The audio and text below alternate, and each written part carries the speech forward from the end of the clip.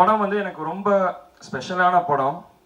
என் கூட நிறைய பேர் சினிமா இண்டஸ்ட்ரியில் ரொம்ப நாளாக எக்ஸ்பீரியன்ஸ்டான ஆட்கள் என் கூட இந்த படத்தில் நடித்தாங்க. சரத் சார் அப்பாவோட ரொம்ப க்ளோஸ் ஃப்ரெண்ட், அண்ட் அவரும் எனக்கு வந்து ரொம்ப க்ளோஸ் ஃப்ரெண்ட் ஆகிட்டார் இந்த படத்துல இருந்து. ஸோ எல்லாரும் சொல்கிற மாதிரி தான் அவர் வந்து எனக்கும் அவருக்கும் ஏஜ் டிஃப்ரென்ஸ் என்னன்னே தெரியாது. ஸோ செம ஜாலியாக 2K கிட்ஸ் மாதிரி எல்லார் மேலேயும் பழகிறவர் அவர். அண்ட் ஷூட்டிங் ஸ்பாட்டில் நாங்கள் நிறையா பேசியிருக்கோம், நிறையா லந்து பண்ணியிருக்கோம், ஊர் மக்களோட நிறையா டைம் ஸ்பெண்ட் பண்ணியிருக்கோம். அண்ட் சரத் சார் கிட்ட வந்து என்ன கற்றுக்கலான்னா, நம்ம யாருக்கா இருந்தாலும் சரி, எதுவாக இருந்தாலும் சரி, அந்த பேஷன்ஸ் இருக்கு அவர்கிட்ட. எத்தனை ரீடேக்ஸ் போனாலும் பரவாயில்ல, எத்தனை யாராச்சும் ஒருத்தவங்க டைலாக் சொல்ல கஷ்டப்படுறாங்கன்னா சரத் சார் போய் சொல்லி கொடுத்துருக்காரு, மாடுலேஷனோட சொல்லி கொடுத்துருக்காரு. ஸோ அதை நான் கற்றுக்குறேங்க. And Ponram sir, thank you so much sir. நானும் வருத்தப்படாத வாலிபர் சங்கம் பார்க்கும்போது உங்களோட பெரிய ஃபேன். உங்களோட ஒரு படம் பண்ண முடியாதான்னு நினச்சேன், இன்னைக்கு நடந்துருச்சு. ஸோ இப்போ நீங்கள் அந்த படத்தில் பார்க்கறதுக்கு நான் நிறைய ரியாக்ஷன் வைஸாக இருக்கட்டும், இல்லை காமெடி வைஸாக இருக்கட்டும், பொன்ராம் சார் தான் அதை வெளியே கொண்டு வந்தார். நாங்கள் வந்து ஷூட் போகிறதுக்கு முன்னாடியே கொஞ்சம் ப்ராக்டிஸ் எடுத்துக்கிட்டோம். அங்கே ஆன் செட்டில் வந்து எனக்கு எப்படி இருந்ததுன்னா, நான் டைலாகை மெமரைஸ் பண்ணுறதுக்கோ எதுக்குமே எனக்கு சார் கஷ்டம் தரலை. ஏன்னா நாங்கள் பேப்பரில் எழுதுனது வேற, படத்தில் வந்திருக்க டைலாக்ஸ் எல்லாமே வேற. சார் வந்து எங்களுக்கு அந்த ஃப்ரீடம் கொடுத்தாரு.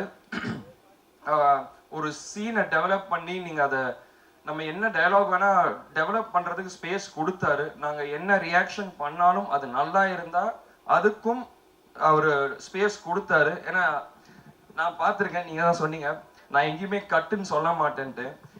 எனக்கு தெரிஞ்சு நானும் சரத் சார் வந்து சரத் சார் அண்ட் கல்கி பிரதர் எல்லாரும் அந்த லாரி சீக்வன்ஸில் சின்ன சீன் தான் அது, ஒரு ஒரு 30 செகண்ட்ஸ் தான் இருக்கும். பட் நீங்கள் கட்டே சொல்ல, நாங்கள் பாட்டு டைலாக் பேசிக்கிட்டே இருக்கோம், ஏதோ ஒன்று பண்ணிக்கிட்டே இருக்கோம். அதுக்கப்புறம் தான் எங்களுக்கே தெரியுது, சரி ஓகே இதோட நிறுத்திக்குவோம், ரொம்ப போகுது அப்படின்னு நாங்கள் நிறுத்தின இடம் அது. அண்ட் பாலு சார், ரொம்ப எக்ஸ்ட்ராடினரியான ஒர்க் சார் உங்களது. பொன்ராம் சார் படத்தை ஒரு ஸ்டைலில் காமிச்சிருந்தாருன்னா அது ரொம்ப பியூட்டிஃபுல்லாக இன்னொரு ஸ்டைலில் காமிச்சது நீங்கள் தான் சார். அண்ட் கொரியோகிராஃபர்ஸ், நீங்கள் என் கூட முன்னாடி ஒர்க் பண்ணியிருக்கீங்க. And I am very happy to work with both of you. Experience, dance எல்லாமே வந்து அந்த டான்ஸ் வந்து நம்ம ஜாலியாக இருந்தால் மட்டும்தான் ஆட முடியும். ஸோ நீங்கள் ஆர்டிஸ்ட்டை வந்து எப்படி நீங்கள் ஹாப்பியாக வச்சுட்டு நீங்கள் பண்ண முடியும்னு உங்கள் 2 பேர்கிட்ட அதை நல்லா பார்த்தேன். Thank you so much. அண்ட் கல்கி பிரதர், இந்த படத்தில் நிறைய பேர் இருக்காங்க. கல்கி பிரதர் இருக்காரு, அப்புறம் முனிஷ்காந்த் அண்ணா இருக்காரு, தார்னிகா புதுசாக பண்ணியிருக்காங்க. ஸோ எல்லாரும் சேர்ந்து போட்ட எஃபர்ட்டில் தான் இந்த படம் நாங்கள் பண்ணியிருக்கோம். அண்ட் எஸ்பெஷலாக இன்னொருத்தவங்களுக்கு எல்லாருக்கும் தேங்க்ஸ் சொல்லணும்னா அசிஸ்டன்ட் டைரக்டர்ஸ் எல்லாருக்கும், அண்ட் சினிமாட்டோகிராஃபர் கூட இருந்தவங்க எல்லா அசிஸ்டன்ட்ஸ் எல்லாருக்குமே நான் தேங்க்ஸ் சொல்லணும். ஏன்னா என்னை செட்டில் கம்ஃபர்டபுளாக வச்சுக்கிட்டு எனக்கு எந்த பிரச்சனையும் வராமல் they made sure நான் வீட்டில் இருக்கிற மாதிரி என்னை பார்த்துக்கிட்டாங்க. So thank you so much. My entire டீமுக்குமே தேங்க்யூ ஸோ மச். அவர்களும் இசை இளவரசர் 2 பேரும் சேர்ந்து பாடுறது அந்த மாதிரி, அண்ட் அவருடைய இசையிலையும் நடிச்சிட்டீங்க, இவருடைய இசையிலும் நடிச்சு, இப்படி எக்கச்சக்கமான விஷயங்கள் கொடுத்து வைக்கப்பட்டிருக்காங்க. அதை பற்றி ஏதாவது மியூசிக் பற்றி? நான் அதுதான் நான் நிறைய பேசணும்னு வந்தேன். நான் என்னெல்லாம் வச்சிருந்தேனோ எல்லாருமே கொஞ்சம் கொஞ்சம் சொல்லிட்டாங்க. அதனால தான் நான் என்ன சொல்லணும்னு தெரியாம இருந்தேன். ஏன்னா எனக்கு வந்து ரொம்ப சந்தோஷமானது. ஏன்னா அண்ணன் சொன்ன மாதிரி அப்பா வந்து ஃபர்ஸ்ட் கார்த்திக் ராஜா சார் தான் பண்ணணும்னு இருந்தது. அதுக்கப்புறம் படைத்தலைவனுக்கா இருக்கட்டும் இதுக்கா இருக்கட்டும் நான் எதிர்பார்க்கவே இல்லை. இளையராஜா சார் தான் எனக்கு அதுக்கு மியூசிக் பண்ணுவாரு. ஸோ அவர் அந்த படத்துலயும் எனக்காக பாடியிருந்தாரு. அண்ட் இந்த படத்துல முகேஷ் சார் வந்து எனக்கு சொல்லும் போது யுவன் சங்கர் ராஜா தான் பண்றாருன்னு சொல்லும் போது I felt very happy. It's a special moment. எனக்கு தெரிஞ்சு தமிழ் சினிமாவில் என்ன தவிர அவங்க ஃபேமிலியோட எல்லாரோடையும் ஒர்க் பண்ண ஆர்டிஸ்ட் யாரும் இல்லைன்னு நான் நினைக்கிறேன். ஸோ அண்ட் இன்னொரு என்ன ஸ்பெஷலான மூமெண்ட்னா 2 பேரும் இந்த பாடியிருக்காங்க. அண்ட் இதுதான் ஃபர்ஸ்ட் டைம் நினைக்கிறேன். So I am very happy for that. ஒரு ஹீரோவோட அண்ணனா வரல, சண்முக பாண்டியோட ரசிகனா இங்கே வந்து நான் நிற்கிறேன். அதனால் ஏன்னா ஷம்முவை பற்றி சொல்லணுன்னா 2012 நடிச்சிட்டு இருக்காப்புல. ஸோ 2012 இன்றைக்கி நீங்கள் பார்த்தீங்கன்னா கிட்டத்தட்ட ஒரு 13 வருஷம் ஜேர்னி ஷம்முக்கு. இந்த 13 வருஷம் ஜேர்னியில் வந்து நிறைய விஷயம் எங்களுக்கு வந்து லைஃப்பில் கற்றுக் கொடுத்துருக்காங்க. இந்த 13 வருஷத்துல நம்ம எத்தனையோ ஹீரோ வேணால் பார்த்துருக்கலாம், எத்தனையோ படம் பண்ணியிருக்கலாம். ஆனால் இது ஷம்முவோட 4வது படம் தான். ஏன் இப்படின்னா, நடுவில் அவங்க எல்லாருக்கும் தெரியும் அப்பா கொஞ்சம் உடல்நிலை சரியில்லாதப்போ அப்போ சகாப்தம் ஷம்மு பண்ணான். அப்புறம் மற்ற படங்கள் வரும்போது எனக்கு படம்லாம் வேணாம், நான் அப்பாவோட இருந்து ஃபுல்லாக அவர் எப்படியாச்சும் குணப்படுத்திட்டு இந்த தமிழ்நாட்டு மக்கள் கொண்டு வரணும் அப்படின்ட்டு முழுமையாக ஷம்மு வீட்டிலே இருந்து அப்பாவை பார்த்துக்கினாப்புல. அப்போ தான் கேப்டன் வந்து பாலிடிக்ஸ்குள்ளே நீங்கள் வரணுன்ட்டு அப்போ என்னைய புஷ் பண்ணி அமிச்சார். அது ஒரு பக்கம் இருந்தாலும் ஏன் இதை சொல்கிறேன்னா, இந்த படம் இன்னைக்கு வந்து ஆரம்பித்த நாள்லேருந்து முடிகிற நாள் வரைக்கும் எந்த இடத்துலையுமே ஒரு லேக்கே இல்லாமல் ஒரு ஃபாஸ்ட் மூமெண்ட்டாக தான் இந்த படம் போயிருக்கு. ஏன் இந்த 13 வருஷம் இது சொல்கிறேன்னா, அவன் ஷம்மு நடித்த படங்கள் முன்னாடி 2 படம் இருந்தாலும் பல படங்கள் அனௌன்ஸ்மெண்ட் வந்தும் எதுவுமே ஷம்முக்கு வந்து சரியாக லான்ச் ஆகலை, சரியான இது டைமிங் வரல. ஸோ அப்போ எவ்வளவோ ஃபீல் பண்ணாலுமே அவன் வந்து தைரியமாக நின்னான் கடைசி வரைக்கும். இல்லை நான் வருவேன், நான் ஜெயிப்பேன், நான் கேப்டன் பையன், என்னால் முடியும் அப்படின்னு. இந்த 13 வருஷமும் எத்தனையோ பேர் அவன் கூட நடிகர்கள், அவன் ஃப்ரெண்ட்ஸ் எத்தனையோ பேர் வந்தாலும் அந்த பேஷன்ஸ் அவனுக்கு இருந்தது. இந்த நேரத்தில் நான் வந்து முகேஷ் பிரதருக்கும் ஸ்டார் சினிமாஸ்க்கும் நான் நன்றி சொல்கிறேன். ஏன்னா நான் ஸ்டாப்பாக ஒரு ப்ராஜெக்ட் ஆன் பண்ணால் இப்போ இருக்கிற ஒரு சினாரியில எல்லா படமுமே இன்னைக்கு வந்து கஷ்டப்படுற நேரத்தில் இந்த படத்தை வந்து கேப்டனுக்கு ஒரு ஷம்முக்கு வந்து கண்டிப்பாக ஒரு பெரிய லான்ச்சாக இருக்கணும் இந்த ப்ராஜெக்ட் எடுத்து டே 1லேருந்து இது வரைக்கும் அவர் பண்ணியிருக்கார். அதனால் ஃபஸ்ட்டு என்னோட வாழ்த்துக்களும் நன்றிகளும் முகேஷ் சார் அவருக்கு நான் இந்த இடத்துல நான் சொல்லிக்கிறேன். பிறகு இந்த படம் அனௌன்ஸ்மெண்ட் வந்தோடனே நான் ஃபஸ்ட்டு ஷம்மு வந்து முகேஷ் சார் வந்து ஷம்முகிட்ட சொன்ன வந்து அடுத்த படம் இந்த மாதிரி பொன்ராம் சார் பண்ணுறாரு, அவர் தான் வந்து இன்ட்ரெஸ்டாக இருக்கார் ஷம்முக்கு பண்ணோன்னே எனக்கு ரொம்ப ஹாப்பி. ஏன்னா நம்ம எல்லாருமே அந்த டைமில் வந்து சிவகார்த்திகேயன் நடிக்கிறப்போ நாங்களாம் காலேஜ் படிக்கிறப்போ நாங்களாம் போயிட்டுருப்போம் படத்தை பார்க்கும்போது பொன்ராம் சார் பார்க்குறப்போ எனக்கு சந்தோஷம்.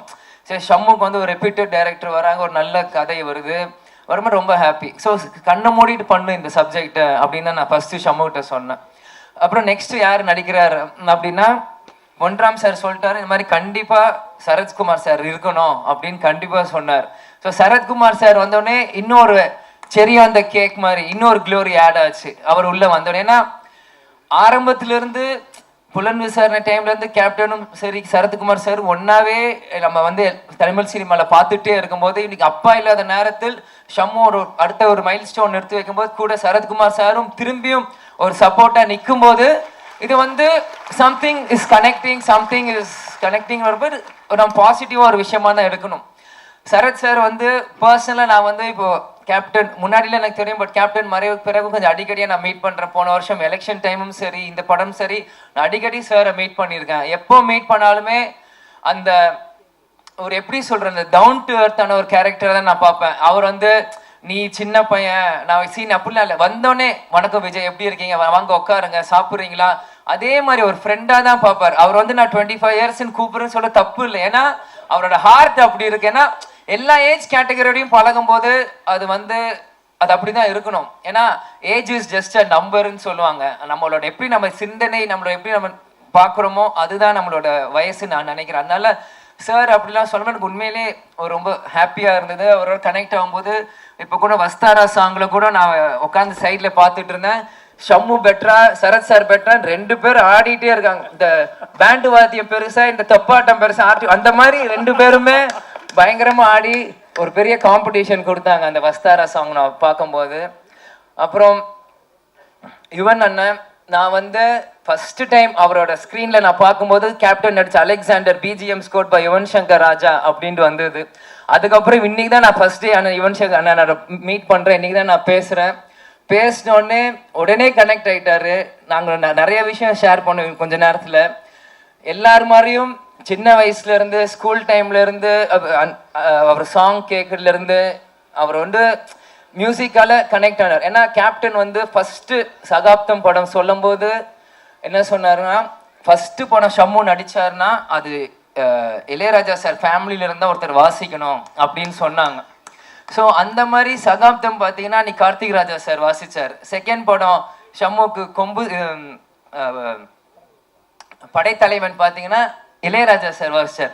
இப்போ 3வது கொம்பு சி பார்த்தீங்கன்னா யுவன் சங்கர் ராஜா சார் வாசிக்கிறார். ஸோ கேப்டன் நினைச்ச ஆசை ஃபர்ஸ்ட் 3 படத்துல ஷம்முக்கு நடந்துருச்சு. ராஜா சார் ஃபேமிலியில தான் ஃபர்ஸ்ட் 3 படமே இசை அமைக்கணும் அப்படின்னு 3மே வந்துருச்சு. அதனால அது உண்மையிலேயே ஏன்னா அவங்க பவதரணி அவங்க கூட சகாப்தத்தில் பாடியிருக்காங்க. ஸோ அவங்க ஃபேமிலியில் யாரெல்லாம் சிங்கர்ஸோ எல்லாருமே ஷம்முக்காவை பாடியிருக்காங்க. அது வந்து உண்மையிலேயே Shammu is a blessed child. Captain ஆசைப்பட்டது நடந்துருச்சுன்னு தான் இந்த நேரத்தில் நான் நினைக்கிறேன். ஸோ இந்த படம் அதே மாதிரி பாலு சார் கேமராமேன் பிதாமகன் டைம்லேருந்து ஏன்னா நான் எப்பயுமே சின்ன வயசுல அப்பா எனக்கு சொல்லி கொடுத்துருப்பார், நீ படம் வெறும் ஹீரோ ஹீரோயின் மட்டும் நீ பார்க்கக்கூடாது, ஸ்க்ரீன் கார்டு போடும்போது எல்லார் பேரும் நீ படிக்கணும், அந்த லைட் மேன் யார் எல்லாருமே நீ படிக்கணும். ஏன்னா எல்லாருமே ஒரு படத்துக்கு ஒரு எஃபர்ட் போட்டு தான் ஒரு படத்தை உருவாக்கியிருக்காங்க, எல்லாருமே நீ பார்க்கணும் அப்படின்பார். ஸோ எப்பயுமே கொரியோகிராஃபர் யார், இந்த படத்துக்கு யார், ஃபைட் மாஸ்டர் யார், எடிட்டர் யார், இந்த மாதிரி ஒன்னொன்னும் நான் எப்பயுமே ஸ்க்ரீன் கார்டு போடுமா நான் பார்ப்பேன். அதனால் பிதாமகன் டைம்லேருந்து பாலு சாராக இருக்கட்டும், இதே மாதிரி நம்ம இன்னைக்கு அசார் சார் கொரியோகிராஃப் பண்ணியிருக்காங்கன்னு சொன்னாங்க, ஷெரீஃப் மாஸ்டர் பண்ணியிருக்காங்க. இந்த சாங் நாங்கள் போகும்போது நானும் அம்மாவெல்லாம் தேனி ஷூட் போயிருந்தோம். போயிட்டு இருக்கும்போது இந்த சாங் போடும்போது உண்மையிலேயே ஒரு பெப்பியான ஒரு நம்பராக இருந்தது. ஏன்னா ஊர் ஜனங்கள் சைடில் எல்லாருமே அன்றைக்கி ஒரு வீக்கெண்ட். ஸோ ஊர் சைடில் வீக்கெண்ட்னா ஜனங்க எப்படி இருப்பாங்கன்னு நான் உங்களுக்கு சொல்லி தெரியும்ல, பட் எல்லாருமே ஒரு மாதிரி ஹாப்பியாக இருந்தாங்க. அந்த மொமெண்ட்ல இந்த சாங் ப்ளே பண்ண உடனே எல்லாருமே ஒரு வைப் ஆனாங்க அந்த பாட்டுக்கு. ஸோ அப்பயே நான் நினச்சேன், ஓகே சாங் உடனே கிளிக் ஆயிடுச்சு, ஸோ இதுக்கு ரொம்ப நேரம் ஆகாது, படம் ரிலீஸ் ஆனோடனே மக்கள் எல்லாருமே போய் பார்ப்பாங்க. அதனால இது வந்து இந்த படம் பார்த்தீங்கன்னா ஒரு நெக்ஸ்ட் லெவலில் போய் ஷம்முக்கு ஒரு மைல் ஸ்டோனாக ஒரு அமையும் நான் பார்க்குறேன். அதே மாதிரி எல்லாருக்குமே இது வந்து ஒரு புது காம்பினேஷனாக நான் பார்க்குறேன். ஏன்னா எல்லாருமே அவங்க இடத்துல பெரிய ஒரு விஷயம், ஆனால் இன்னைக்கு எல்லாருமே ஒரு அப்கமிங் ஹீரோக்காக சேரும் போது ஒரு புது விஷயமா நான் பார்க்குறேன். ஏன்னா எல்லாருமே ஒரு பெரிய விஷயத்துக்கு பின்னாடி போவாங்க, ஆனால் இந்த எல்லாருமே ஒரு புது விஷயத்துக்காக பின்னாடி இங்கே வந்திருக்கிறதுனால கண்டிப்பாக கொம்பு சீவி வந்து ஒரு மிகப்பெரிய ஒரு கொம்பு சீவி இறங்குற மாதிரி தான் டிசம்பர் 19 வரும் அப்படின்னு நான் நம்புறேன். இந்த இதில் ஏன்னா என்ன நிறைய பேசணும். ஏன்னா because from my childhood captain sir படம் பார்த்து தான் நான் லைக் எப்படி சொல்கிறது, அவங்க வந்து அந்த பூட்ஸ் பேண்ட்டு ஃபைட்டு அந்த மாதிரி தான் like it's like very inspiring person. And வீட்டுக்கு ஒரு நாளைக்கு ஐ திங்க் அம்மா வந்து ஒரு சார்ட் ஆஃப் டின்னர் புஃபேலாம் அரேஞ்ச் பண்ணாங்க. அப்போ கேப்டன் சார் வந்து ஃபஸ்ட்டு மேரேஜ் ஆகி வந்தாங்க. அப்போ நான் டான்ஸ் ஆடினேன், எத்தனோன்னு இருந்தேன். அவங்களுக்கு வந்து என்ட்ரி ஆகிறாங்க, சரி சொல்லிட்டு டேடியோட பாட்டு போட்டு நான் என் கசின்ஸ் எல்லாருமே வந்து டான்ஸ் ஆடினோம்.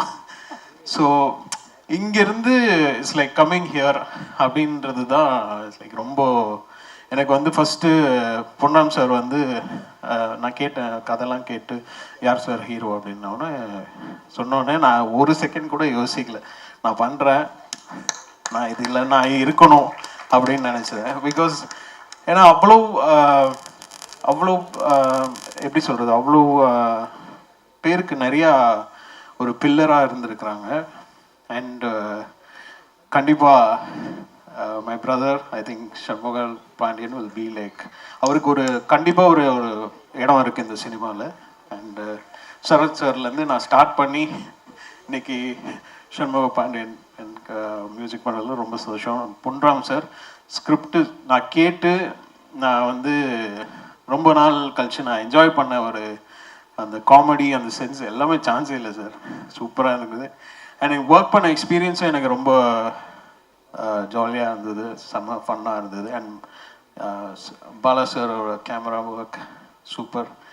அண்ட் கேப்டன் சாருக்கு நான் வந்து எனக்கு கோர்வையாக பேச தெரியாது, நான் அப்படியே மைண்டில் வரதை அப்படியே பேசிடுறேன். ஸோ கேப்டன் சாருக்கு வந்து நான் தென்னவன் படம் வந்து மியூசிக் பண்ணேன். பட் ஆனால் அரவிந்தன் படம் ரிலீஸ் ஆகிறதுக்கு முன்னாடி அலெக்சாண்டர்னு ஒரு படம் அண்ணன் மியூசிக்கில் ஸ்டார்ட் ஆச்சு. அப்போ அண்ணன் வந்து பிஸி ஆகிட்டார், ஏதோ ஹிந்தி படத்துக்கு பாம்பே போகிற மாதிரி வந்தது. ஸோ அப்போ தான் எனக்கு வந்து பஞ்சு சுப்பு வந்து எனக்கு வந்து நீ இந்த படம் ரீ ரெக்கார்டிங் பண்ணி கொடுக்கணும் அப்படின்னு சொல்லி அலெக்சாண்டர் படத்துக்கு ஒரு சாங் நான் பண்ணேன். ஸோ அப்படி தான் அங்கேருந்து தான் இப்போ என் கேரியரே ஸ்டார்ட் ஆச்சு. ஸோ இன்றைக்கி அவங்க சன்னுக்கு நான் மியூசிக் பண்ணுறேன் அப்படின்னு நினைக்கும் போது எனக்கு என் ஃபேமிலியில் ஒருத்தருக்கு நான் பண்ணுறேன் அப்படின்ற ஒரு ஃபீலிங் தான். இன்றைக்கி இல்லை, எப்போ கூப்பிட்டாலும் I'll be there because super happy to be a part of this project and had a great fun working. Super. இங்கே கூட இந்த படத்தில் வந்து முதல்ல நான் வந்து இந்த விழாவில் வந்து நிற்கிறேன்னா, இது ஒரு கொம்புசிவி திரைப்படத்தின் ப்ரீ ரிலீஸ் விழாவை நான் எடுத்துக்கிறேன். இது உணர்வுபூர்வமான ஒரு விழா என்று நான் சொல்ல வேண்டும். இந்த மேடையில் நிற்கும் போதே ஐ பிகம் வெரி நாஸ்டாலஜிக். நான் வந்து விஜயகாந்த் சாரை திங்க் பண்ணாமல் இருக்கவே முடியாது. அது திங்க் பண்ண ஆரம்பிச்சேன்னா என் கண்களில் நீர் வடிய தான் செய்யும். ஏன்னா அதை மட்டும் நான் சொல்ல ஆரம்பிக்கிறேன். ஏன்னா ஒன்றே ஒன்று, இந்த பாசம் என்பது திருமதி பிரேமலதா விஜயகாந்த் சொல்லும்போது நட்பை பற்றி சொன்னாங்க. இந்த படத்தில் வந்து நடிக்கிறதுக்கு வந்து பொன்ராம் வந்து ஒரு மிகப்பெரிய காரணமாக இருந்தாலும், சண்முக பாண்டி இந்த படத்தில் இருக்காருன்னு சொன்ன உடனே ஐ said I am doing this film. கண்டிப்பாக நான் ஒரு பண்ணுவேன் அப்படின்னு சொன்னேன். ஏன்னா வாழ்க்கை பயணத்தில், அந்த கலை உலக பயணத்தில் நான் முக்கியமான காலகட்டத்தில், ஏன்னா பலரும் சொல்ல மாட்டாங்க, ஆனால் நான் சொல்லியே தீர்வேன், சொல்லிக்கிட்டே இருப்பேன். இதை ரொம்ப கஷ்டப்பட்டுட்டு இருந்த ஒரு சூழலில் வந்து விஜயகாந்த் சாரோட மேக்கப் மேன் வந்து ராஜு புலன் விசாரணையில் வந்து ஒரு வில்லன் தேடிட்டு இருக்காங்க. அப்போ ராஜு வந்து நேராக போய் விஜயகாந்த் சார்ட்ட சொல்லி, இந்த தயாரிப்பாளர் வந்து வாட்ட சாட்டமாக இருக்காரு, போட்டு மிதிக்கிறதுக்கு நல்லா இருப்பார்னு போய் சொல்லியிருப்பார்னு நினைக்கிறேன். உடனே என்னை கொண்டு போய் விஜயகாந்த் சார் முன்னாடி ராஜபாத்தா சீட்டில் நிறுத்துறாங்க. அவர் என்னை பார்த்தாரு, நீங்கள் வந்து ராவுத்தரை பார்த்துட்டு செல்வமணியை பார்த்துருங்கன்னாரு. செல்வமணி தான் இருந்தாங்க. விஜயகாந்த் சார் என்னை பார்க்கும்போதே முடிவு பண்ணிட்டாரு, சரி சரத்குமார் வந்து நடிக்கணும்னு நினச்சிட்டான்னு நினைக்கிறேன். நான் போய் செல்வமணியை பார்க்கும்போது போய் நின்று இந்த வில்லன் வேஷன் பண்ணணும் அப்படின்னாங்க. கண்டிப்பாக சார், எந்த வேஷனாலும் பண்ணுறதுக்கு தான் வந்திருக்கேன்னு சொல்லி நின்னேன். அப்போ ஏதோ பேசிக்கிட்டாங்க, அவங்கள பேசிக்கிட்டாங்க. இவர் மீசை இல்லாமல் இருந்தால் எப்படி இருப்பாருன்னு காதில் விழுந்துச்சு. ஒரு 5 நிமிஷம் அதை வந்துடுறசான்னு போனேன். பக்கத்தில் ரோனி லாட்ஜ் இருந்துச்சு, அங்கே ஒரு பார்பர் ஷாப் இருந்துச்சு பக்கத்துலேயே. மீசையை வலிச்சுட்டு போயிட்டு நான் இப்படி தான் சார் இருப்பேன் அப்படின்னு. அன்று துவங்கியே தான் இந்த பயணம். மறக்க முடியாத நிகழ்வு அது. அந்த படம் முடிஞ்ச உடனே, புலன்வசாரி படம் முடிஞ்ச உடனே விஜயகாந்த் சார் சொன்ன முதல் வார்த்தை, விஜயகாந்த் சாரை பற்றி பேச்சு நான் பாண்டியனுக்கு வந்தே ஆகணும். அவர் வந்து இந்த படத்தை பார்த்தோன்னே எந்த ஒரு கதாநாயகம் சொல்லாத வார்த்தையை சொன்னவர் தான் விஜயகாந்த். அதனால தான் இன்றைக்கும் இதயத்தில் ஆழமாக இருக்கார். இந்த படத்தை பார்த்துட்டு அவர் சொன்னார், சரத் உங்களுக்கு தான் அந்த படத்தில் பெரிய பேருன்னார். ஒரு கதாநாயகன் ஒரு வில்லனை பார்த்து இந்த படத்தில் முதலாக அதிகமான பேர் புகழ் வரும்னா அது உங்களுக்கு தான். எனக்கு என்ன சார் சொல்கிறீங்க, அவ்வளோ பிரமாதமாக இருக்குது சார் அப்படின்னு சொன்னார். அதே மாதிரி அந்த ஸ்டண்ட் காட்சியை நடிக்கும் போதும் எனக்கு அடிபட்டுச்சு கிளைமேக்ஸில். அப்போ அடிபட்ட பிறகு நான் வந்து வச்ச டூப்புக்கு வச்சு மேனேஜ் பண்ணிடலான்னு பண்ண இல்லை சரத்து குணமாய் வந்துட்டுன்னு சொன்னார். Same thing continue with captain Prabhakar. கழுத்து அடிபட்டு 6 மாத காலம் நான் வந்து ஹாஸ்பிட்டலில் இருந்தேன். எடுப்பில் இருந்து ஒரு எலும்பு எடுத்து வச்சு கழுத்தில் வச்சு 2 பிளேட் வச்சு 4 ஸ்க்ரூ வச்சு டைட் பண்ணாங்க கழுத்தை. ஐ last my right vocal card because I could not speak. பேசாமல் இருந்தேன் 6 மாதம். அப்போ தான் கேப்டன் பிரபாகர் வந்து முடிய வேண்டிய காலகட்டத்தில் ஏற்கனவே கொஞ்சம் நடிச்சிட்டேன். நான் வந்து அங்கே ஃபைட் சீன் ஒன்று முடியணும் எனக்கு. அப்போ விஜயகாந்த் சார் நினச்சிருந்தாங்கன்னா கூட ஜஸ்ட் கேமியோ ரோல் தான் பண்ணேன். ஏன்னா புலன் சார் இருந்தனால நான் அந்த படத்தை நடிக்கணும்னு சொன்னார். அந்த கேமியோ ரோலை எடுத்துட்டு வேறு யாரும் போட்டு படத்தை முடிச்சிருக்கலாம். அங்கே தான் அந்த great personality Vijayakanth still it's ஆணித்தரமாக அடிச்சு வச்சு நெஞ்சில். அவர் என்ன சொன்னார், சரத் குணமாய் வரட்டுங்க, படம் 6 மாதம் நான் வரல, அப்போ தான் நான் எடுத்து முடிச்சிடுவேன் அப்படின்னார். No other hero would have said that. That is the bond I have with Vijayakanth sir. அது வந்து ஒரு ஆழமாக என் மனசில் பதிஞ்சதெல்லாம் ரொம்ப ஆழமாக இருக்கு எனக்கு. அதுக்கப்புறம் தொடர்ந்து அவரோட பயணித்தது, வே ஹி அடாப்ட்ஸ் ஹிம்செல்ஃப், அவருடைய குணம், இதெல்லாம் வந்து சொல்லிக்கிட்டே போகலாம். எல்லாரும் சொல்லிட்டாங்க, சொல்லாதவங்க கூட சொல்லிட்டாங்க. நான் வேற எதுவும் பேசலை. ஏன்னா அருகே இருந்து பார்த்தவனாக நான் சொல்கின்றேன். அவருடைய திறமை, அவருடைய அன்பு, பாசம் இதெல்லாம் வந்து அருகிலிருந்து நான் அனுபவிச்சு வேணும். அது அந்த சமயத்தில் தான் பொன்ராம் வந்து படம்லாம் எனக்கு ரொம்ப பிடிக்கும். பொன்ராம் படம் யாருக்கும் பிடிக்காமல் இருக்காது. ஏன்னா இரவு நேரத்தில் அமர்ந்து சிரிக்க வேண்டும் என்று சொன்னால் பொன்ராமோட படத்தை போட்டு சிரிச்சுக்கிட்டே உட்காந்து காமெடியாக அன்று நடந்தவையெல்லாம் மறந்துட்டு ஜாலியாக உட்காந்துருக்கலாம். அவர் படம் வந்து கதை சொல்கிறேன்னு சொன்ன உடனே கதையை கேட்டுட்டு இருந்தேன். சண்முக பாண்டியன் நடிக்கிறாருன்னு சொன்னோன்னே I was very very thrill to talk. And Shanmuga Pandian நான் சொல்கிறேன், இன்னைக்கு இந்த மேடையில் சொல்கிறேன், you will become a great star. Very big star. அதில் எந்த ஒரு மாற்றமும் எனக்கு தெரியல. நான் படைத்தலைவர் வந்து பார்த்தேன், இந்த படத்தையும் பார்க்குறேன். இந்த டெடிகேஷன், டிசிப்ளின், அப்புறம் வந்து அந்த குணம் இருக்கு இல்லையா, விஜயகாந்த் சாருக்கு ஒப்பிட்டு பார்க்கும்போது Shanmugam, you are still the same person as Vijayakanth. அவர் எப்படி இருப்பாரோ அதே தான். செட்டில் வந்து எந்த பந்தா படகாரும் கிடையாது.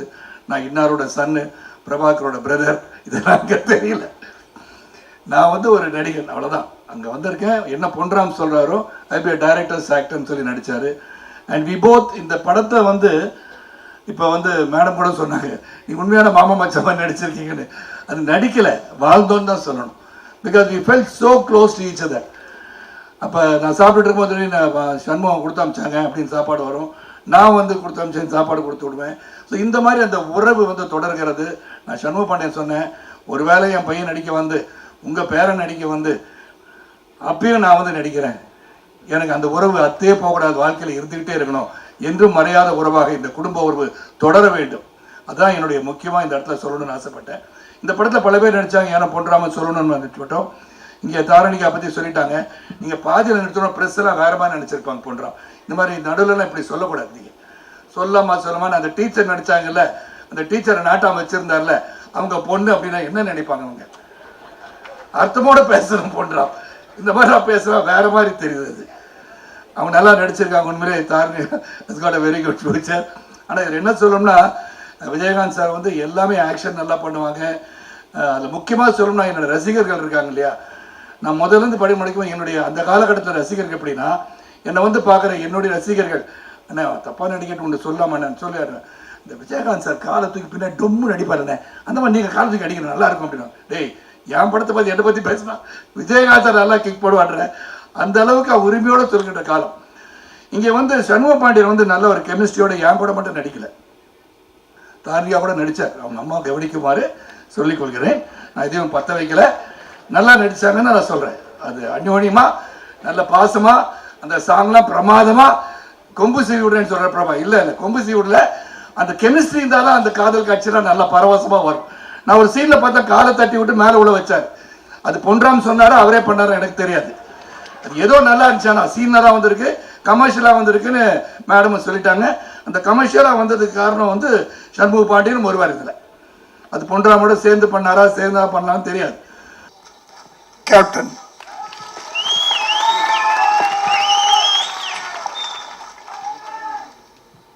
இன்று வரை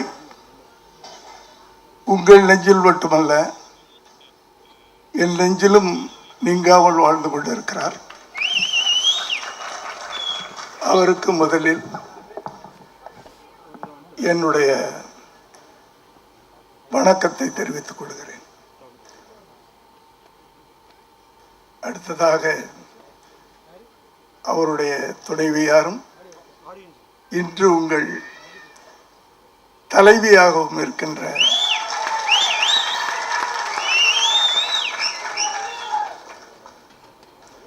அன்புக்குரிய சகோதரி பிரேமலதா விஜயகாந்த் அவர்களுக்கும்,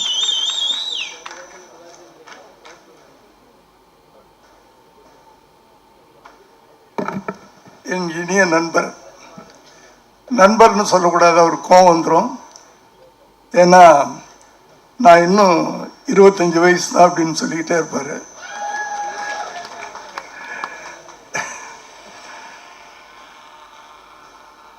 சரத் சார் அவர்களுக்கும்,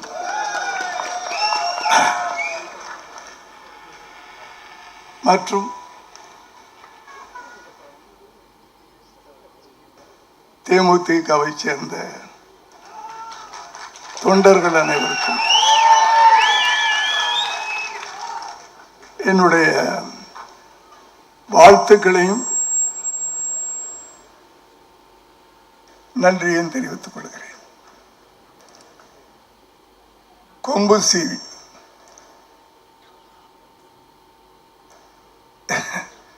பொன்ராம் அவர்கள் இயக்கியிருக்கிறார்.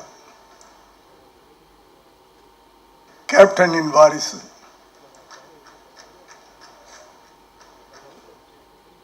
பாண்டியன், சண்முக பாண்டியன், பாண்டி நாட்டு சிங்கம் கேப்டன் பெற்றெடுத்த அந்த வாரிசு அவர் நடித்திருக்கிறார். அந்த இந்த போஸ்டரை பார்த்தாவே ஒரு எனர்ஜியா இருக்கு. கொம்பு சீவி அப்படின்னு சொல்லும்போது ஒரு காளையை குறிப்பிடுவாங்க கிராமத்தில். இதுல யாரு கொம்பு சீவின்னு தெரியல எனக்கு. ரெண்டு பேரும் அப்படி இருக்கிறாங்க. அந்த ஒரு இளைஞன்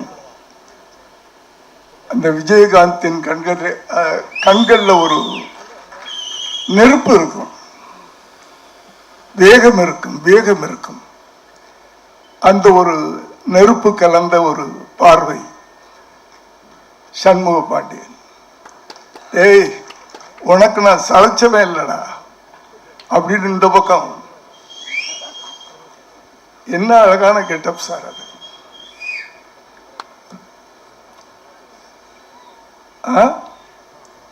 நம்ம சொல்லுவாங்க வயசானாலும் நான் கொம்பு சீவன சிங்கம்ல அப்படின்ட்டு. கொம்பு சீவன காலடா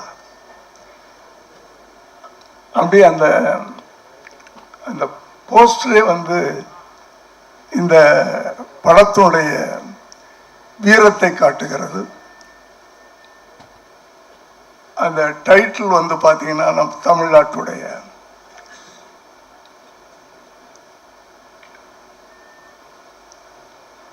பொன்ராம், அவர்கிட்ட எனக்கு ரொம்ப பிடிச்சது அவரிடம் இருக்கின்ற அந்த நகைச்சுவை உணர்வு. அதன் ட்ரைலரை பார்க்கும்போது நகைச்சுவையை விட இந்த படத்துல வேகம் அதிகமாக இருக்கும்னு நினைக்கிறேன் நான்.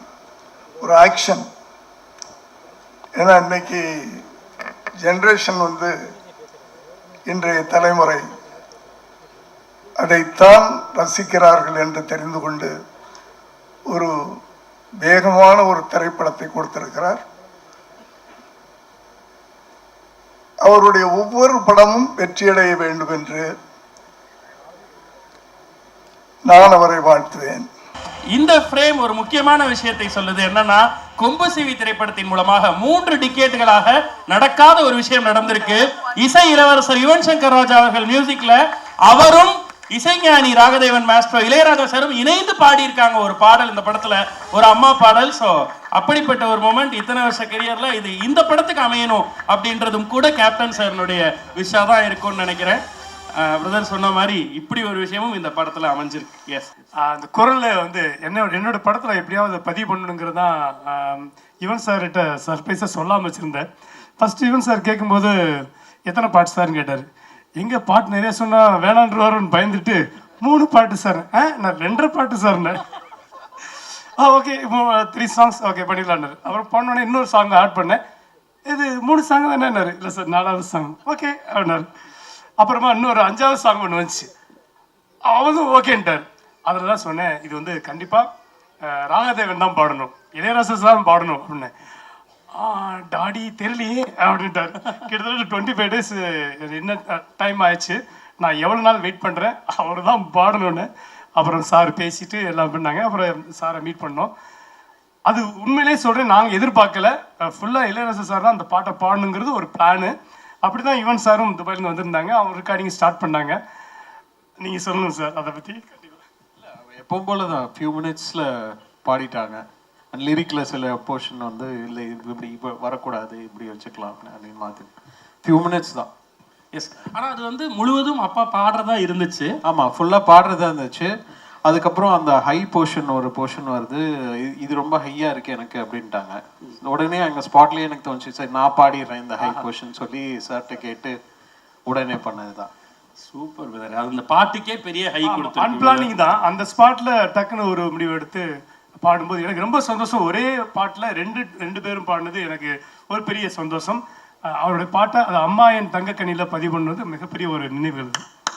நன்றி சார். இந்த நேரத்தில் இந்த குடும்பத்தினுடைய அம்மாவா தாய் ஸ்தானத்தில் இருக்கக்கூடிய பிரேமலதா மேம். எஸ், ஏன்னா அவர் சொல்லும்போது அலெக்சாண்டர்ல ஆரம்பிச்ச பயணம் தென்னவன் அண்ட் இன்னைக்கு சண்முக பாண்டியன் அவர்களுடைய படத்துக்கும். அனைவருக்கும் வணக்கம். நமது இதய தெய்வம் கேப்டன் அவர்களை வணங்கி என்னுடைய உரையை தொடங்குகிறேன். இங்கே நான் யார் பற்றி பேச, எல்லாருமே எனக்கு கேப்டனை நான் திருமணம் செய்த நாள்ல இருந்து தெரிஞ்சவங்க தான். நீங்கள் சொன்னீங்க அலெக்சாண்டர்னு, இவர் பிறந்ததுலேருந்து எனக்கு தெரியும். சின்ன குழந்தையா இருந்ததுலேருந்து இவன் எனக்கு தெரியும். Ilaiyaraaja sir and Jeeva aunty ரொம்ப ரொம்ப க்ளோஸ் டு ஹார்ட் எங்களுக்கும், எனக்கும் கேப்டனுக்கும். இது பல பேருக்கு தெரியாது, நான் பல இன்டர்வியூவில் நான் சொல்லியிருக்கேன். சினி இண்டஸ்ட்ரியில் எனக்கு ஃபியூ ஃப்ரெண்ட்ஸு தான், அதில் மிக மிக இம்பார்ட்டண்ட்டான ஃப்ரெண்ட் ஜீவா ஆண்டி தான். என்னோட inspiration, friend, close to heart. அப்போல்லாம் கேப்டனுடைய படங்கள், எல்லாருடைய படங்களும் வந்து ரிலீஸ் ஆகும். அப்போ நாங்களாம் ரொம்ப பிஸி, ஹீரோஸை விட ஒய்ஃப்ஸ், ஹவுஸ் ஒய்ஃப்ஸ். ஏன்னா ஜீவா ஆண்டி, இளையராஜா சார் எல்லா படத்துக்குமே ப்ரிவியூக்கு என்ன கூப்பிடுவாங்க. கேப்டன் சார் ப்ரிவியூனா நான் என் ஃப்ரெண்ட்ஸ் எல்லாரையும் நான் கூப்பிடுவேன். அந்த மாதிரி ஒரு பொங்கல், தீபாவளி அப்படின்னா என் தம்பி சுதீஷ் அண்ட் ஜோதி இங்கே இருக்காங்க. ஸோ எவ்வளோ ஒரு இம்பார்ட்டண்ட் அந்த டேஸ், கோல்டன் டேஸ் அப்படிங்கிறத நான் யோசிச்சு பார்க்குறேன். ஏன்னா யுவன் வந்து எனக்கு தெரியும், நாங்கள்லாம் ப்ரிவியூவில் உட்காந்து பார்க்கும்போது சின்ன குழந்தை அவங்க அம்மா தூக்கிட்டு வருவாங்க, அவ்வளோ ஒரு க்யூட் பேபியாக நான் பார்த்தேன். இன்னைக்கு வளர்ந்து இன்னைக்கு என் பக்கத்தில் பிரபா, ஷம்மு இங்கே நிற்கிறாங்கன்னா அதே தான் எனக்கு யுவனும் கூட. சரியா? ஏன்னா நான் வந்து ராஜா சார் ஃபேமிலியோட அவ்வளோ ஒரு க்ளோஸ். எதுவாக இருந்தாலும் நான் வந்து மனசு விட்டு பேசுவேன் ஆன்டிக்கிட்ட. அதே மாதிரி சரத் சார், எங்களுடைய திருமணம் நடந்தது 1990 ஜனவரி 31 அப்பதான் புலன் விசாரணை படம் ரிலீஸ். இந்த படத்தை பத்தி நான் எஸ்பெஷலி சொல்லணும்னா, ராஜா சாரும் யுவனும் சேர்ந்து பாடியிருக்காங்க. அது வந்து மிகப்பெரிய ஒரு பிளஸ் இந்த படத்துக்கு. ஒரு அம்மா பாட்டு சென்டிமெண்ட்னாலே அது ராஜா சார் பண்ணாதான் அது எல்லாருக்கும் விரும்புவாங்க. அந்த பாட்டு யுவனும் ராஜா சார் இணைந்து பாடியிருக்காங்க. நான் வந்து யுவன் கிட்ட இப்போ கூட அங்கே ரூமில் மீட் பண்ணுறப்போ சொன்னேன், எனக்கு யுவன் இப்போ இங்கே இருக்கிறது இல்லை, அவர் துபாய் ரொம்ப பிஸியாக இருக்காரு. ஸோ நம்ம வந்து டைரெக்டாக பார்க்க முடியல. அதனால் இப்போ தான் நான் யுவன் பார்த்தேன். அப்போ சொன்னேன், யுவன் எக்ஸ்ட்ரானரி, நீங்கள் மியூசிக்கும் பண்ணியிருக்கீங்க, பேக்ரவுண்ட் மியூசிக்கும் பிரமாதமாக இருக்குது, ரொம்ப ரொம்ப நல்லா பண்ணியிருக்கம்மா அப்படின்னு மனசார நான் யுவனை பாராட்டினேன். அதே மாதிரி தான் சரத் சார், உண்மையான மாமா எங்க நிக்கிறாரு. ஆனா படத்துல மாமாவும் மச்சானும் நீங்க பண்ண லூட்டிய பார்த்தா உண்மையிலேயே நான் அப்படி சிரிச்சேன். அந்த படத்தை பார்த்து பயங்கரமான கெமிஸ்ட்ரி ரெண்டு பேருக்குமே ஒர்க் அவுட் ஆயிருக்கு. எக்ஸ்ட்ரானரியா ரெண்டு பேருமே ஹார்ட் ஒர்க் பண்ணியிருக்கீங்க. துப்பாக்கிய புடிங்க பாண்டி அண்ட் சொல்றதுலேயே தெரியும் அந்த அளவு ஒரு பாண்டிங் அவங்களுக்குள்ள. முகேஷ் ஒரு சின்சியர் ப்ரொடியூசர், அவர் வந்து யாருக்கும் எந்த டிஸ்டர்ப் பண்ணாம மிக பிரமாதமாக இந்த ப்ராஜெக்ட் நல்லா வரணுன்ற ஒரே எண்ணத்தோட இந்த நிமிஷம் வரைக்கும் ஒர்க் பண்ணிட்டு இருக்காரு. Mukesh, all the best. நீங்க ஃபியூச்சர்ல பெரிய ப்ரொடியூசரா வருவீங்க, அதுக்கு வாழ்த்துக்கள். பொன்ராம் சார், தொடர்ந்து எல்லா படமும் பிரம்மாண்ட வெற்றி படங்களாக அமையும், அதுல மாற்று கருத்து இல்லை. எனவே எல்லாரும் போய் December 19 நீங்க எல்லாரும் தியேட்டர்ல பாருங்க. உங்க எல்லாருக்கும் இந்த படம் பிடிக்கும்னு நான் நம்புறேன். எனவே all the very best for the entire team. இந்த கதையை பற்றி ஒரு சின்னதாக சொல்லிடுறேன். நான் வந்து கதை எங்கே, நான் வருத்தப்படாத என்னடா சாங் ஷூட் பண்ணிட்டு இருக்கும்போது உள்ளே போனேன், டேமுக்குள்ளே, டேமுக்குள்ளே தண்ணி நீர் பிடிப்பு பகுதி இருக்குது. அங்கே ஒரு கிணறு, அங்கே ஒரு மோட்டார் போட்டு பம்ப் செட்டில் விவசாயம் பார்த்துட்டு இருந்தாங்க. இதனடா டேமுக்குள்ளே விவசாயம் பார்க்கப்பாங்களா அப்படின்னு கேட்கும்போது, ஆமாம் தண்ணி வத்திருச்சுன்னா எங்கள் தோட்டம் கிணறுலாம் தெரியும், நாங்கள் விவசாயம் பார்ப்போம், அப்போ தண்ணி ஏறிச்சுன்னா விட்டுட்டு போயிடும்ப்பா, அவ்வளோதான் ஆனாங்க. எனக்கு இது பயங்கரமாக தோணுச்சு. இங்கேருந்து கதை எனக்கு தோண ஆரம்பிச்சு. அதுக்கப்புறம் கொரோனா டயத்தில் ஊரில் தேனியில் இருந்தேன். அப்போது தண்ணி நிறையா தேங்கின நேரம், நான் டேமுக்கு பின்னாடி குளிக்கிறதுக்காக பசங்களோட அப்படியே போயிட்டு வரும்போது, அப்போது ஒரு பெரிய ஒரு கொடையை வச்சுட்டு நின்றுருந்தார். தண்ணி ஃபுல்லாக ரோடெல்லாம் ஆக்கிரமிச்சு ஃபுல்லாக தோட்டத்தில் முங்கி நிறைய பயிர் முங்கிருந்துச்சு. அவர் அந்த கொடையை வச்சு நின்று இருந்த அந்த ஃபேஸில் 1000 ரேகைகள் இருந்துச்சு. அந்த ஃபேஸ் ரியாக்ஷன் என்னால் எதுவுமே சொல்லவே முடியாது, அவ்வளோ கதைகள் இருந்துச்சு. ஸோ அதுதான் என்னோட இன்ஸ்பிரேஷன் இந்த கொம்பு சீவி. ஸோ ஒரு எல்லாருடைய மக்களையும் போய் சேரும். ஆனால் இப்படி சீரியஸான கதையில் எப்படியா காமெடி பண்ணுவேன்னு நீங்கள் கேட்கலாம். ஆமாம், இதுதான் நம்மளோட சேலஞ்ச். என்றைக்குமே சீரியஸான நோட்டில் தான் காமெடி பண்ணணுங்கிறது தான் என்னுடைய சேலஞ்சாக இருந்துச்சு. ஸோ இதுக்குள்ளே எப்படி காமெடி பண்ணலாம், எப்படி கேரக்டர் செட் பண்ணணும், ரொக்கப்புலி அண்ட் சரத் சார் அண்ட் பாண்டியை வச்சு இது நான் ஒர்க் அவுட் பண்ணியிருக்கேன். கண்டிப்பாக மக்களுக்கு ஒரு என்டர்டெய்னராகவும் ஆக்ஷன் கலந்த படமாக இருக்கும் அப்படின்னு நம்பிக்கை இருக்குது. ஸோ அடுத்ததான் நான் நன்றி சொல்லணும், பாலு சாருக்கு சொல்லணும். ஏன்னா இடையில 2 படங்கள் பண்ண முடியல, திரும்ப நான் ஜாயின் பண்ணியிருக்கோம். இந்த கலர்ஸ் கண்டிப்பாக பாலு சார்கிட்ட மட்டும்தான் நான் என்னால் டேஸ்ட் பார்க்க முடிஞ்சது சார். வேறு யார்ட்டையும் நான் ஒர்க் பண்ணும்போது தெரியல, எனக்கு உங்கள்கிட்ட தான் அதை பிடிக்க முடிஞ்சது. அது art director and editor Dinesh, வருத்தப்படா வலிச்சாங்க ஃபுல்லாக தம்பி தான் எடிட் பண்ணாப்புல, ஸ்பாட் எடிட்டிங். இன்றைக்கி இந்த படம் எடிட் பண்ணியிருக்காரு.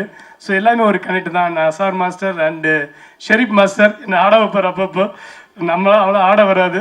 ஸோ அதே மாதிரி இந்த பாடலாசிரியர்கள் பா விஜய் ஒரு பாட்டில் இருக்காங்க, சினேகன் ஒரு பாட்டில் இருக்காரு வந்திருந்தாங்க. அதே மாதிரி யுவா பாரதி ஒரு பாட்டில் இருக்காங்க. அது நம்ம assistant directors Dinesh and Bala Sivasamy, இந்த கருப்புசாமி சாங் அதெல்லாம் பாடினாங்க, எழுதுனாங்க. நானும் ஒரு பாட்டு கேப்பில் எழுதியிருக்கேன். ஸோ எனக்கு நான் நன்றி சொல்லிக்கிறேன். அதுக்கப்புறம் எனக்கு ரொம்ப முக்கியமான விஷயமா யுவன் சார் சொல்லணும்னா, யுவன் சார் ரொம்ப நாளாக நான் ஒர்க் பண்ணணுன்னு ஆசை அவரோட. அது என்னை ஃபஸ்ட் துபாய் கூட்டு போனது அவரை தான் சேரும், வேறு எந்த நாடுக்கு போயிருக்கோம். ஆனால் துபாய் போகவே முடியல என்னால். கம்போசிங் அங்கே வாங்கினார், அது பெரிய இதாக இருந்துச்சு. அவர் இளையராஜா சார் பாட்டை பாட வச்சது ஒரு பெரிய மூமெண்ட் இருந்துச்சு. அந்த மூமெண்ட்டில் ஒன்று சொல்ல மறந்துட்டேன். இளையராஜா சார் ஃபஸ்ட்டு போய் பார்க்கும் போகும்போது என்ன சொன்னாங்க, நீ அப்பாட்ட நீங்களே கேளுங்க அப்படின்ட்டாங்க.